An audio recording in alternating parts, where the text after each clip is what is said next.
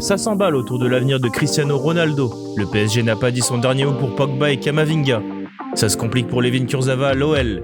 Le Stade Rennais très actif ces dernières heures sur le mercato ou encore la dette énormissime du FC Barcelone. On parle de tout ça dans le journal Made in Foot du jour.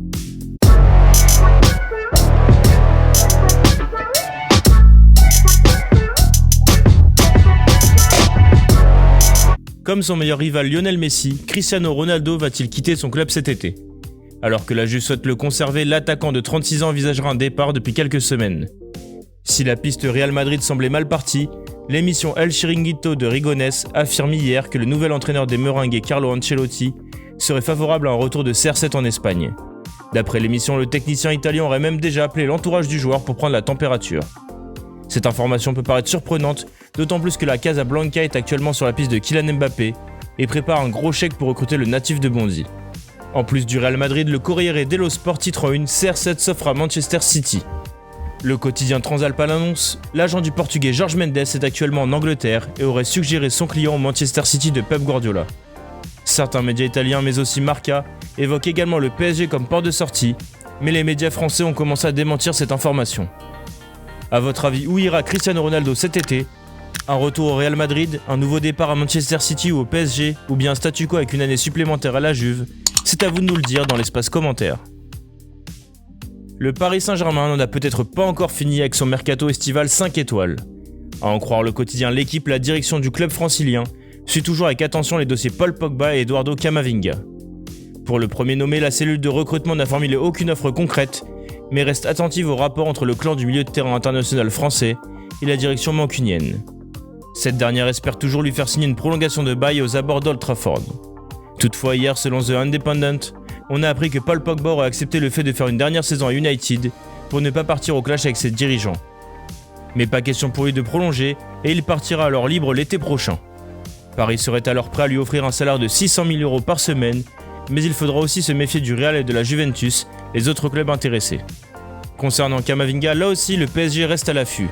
Le Stade Rennais, qui tente toujours de lui arracher une prolongation, pourrait lâcher sa pépite du milieu de terrain pour un montant avoisinant les 30 millions d'euros. Une somme très loin d'être rédhibitoire pour le club parisien, affaire à suivre. Concernant Kylian Mbappé, le Real Madrid est catégorique, le club attendra le premier pas de l'attaquant avant de passer à l'offensive. Hier, pas mal de médias espagnols annonçaient que le natif de Bondy allait demander ce lundi son départ du Paris Saint-Germain dès cet été, et ce malgré l'arrivée de Lionel Messi. Mbappé aurait prévu de rencontrer Nasser El Khelaifi pour prouver sa motivation à quitter le PSG.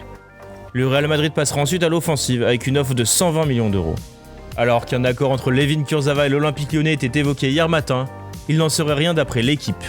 En effet, le salaire du latéral gauche estimé à 700 000 € par mois est trop élevé pour les Gaunes, qui ne peuvent que lui proposer la moitié. De plus, Kurzawa ne souhaite pas forcément partir de la capitale, où il se sent bien, malgré son statut. Même si les Lyonnais n'ont pas abandonné cette piste, elle s'est refroidie, et ils ont déjà ciblé une autre option. Toujours selon le quotidien sportif, l'OL travaille depuis plusieurs semaines sur la piste menant à Emerson, 27 ans, le latéral de Chelsea.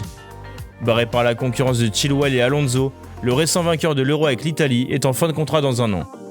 Néanmoins, transfert dès cet été s'annonce difficile à réaliser pour les finances lyonnaises. C'est pour cela qu'un prêt avec une option d'achat obligatoire sera plus d'actualité. Après avoir signé Loïc Badé et Kamaldine Souleymana, le Stade Rennais n'en a pas fini avec le mercato et souhaite recruter Lovro Majer, le milieu offensif du Dinamo Zagreb. Selon les informations de Sports Novosti, l'international croate souhaite rejoindre le Stade Rennais. Accompagné de son agent, le joueur a déclaré aux dirigeants de l'écurie croate vouloir rejoindre le club français après le match qui opposait le Dinamo Zagreb à Gorica. Il considère que la Ligue 1 est une bonne étape pour la suite de sa carrière. Le média croate dévoile également que Rennes a fait une offre de 15 millions d'euros, composée avec 12 millions d'euros fixes plus 3 millions d'euros de bonus.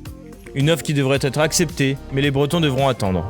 En effet, le Dinamo Zagreb va disputer les barrages de la Ligue des Champions contre le Sheriff Tiraspol et exige garder Lovro Majer jusqu'au 25 août pour ses 2 matchs de Coupe d'Europe. Aussi à la recherche d'un remplaçant, Steven Nzonzi reparti à Rome, le Stade Rennais a aussi coché le nom de Baptiste Santamaria selon l'Équipe. L'ancien milieu d'Angers ne serait pas contre l'idée de revenir en France d'après le quotidien sportif et serait proche d'un accord avec les Rouges et Noirs. Les dirigeants bretons auraient formulé une offre de 14 millions d'euros à Fribourg pour s'offrir le service du français, arrivé pour 10 millions d'euros la saison dernière. 1,350 milliard d'euros, c'est le chiffre du jour et il est terrifiant.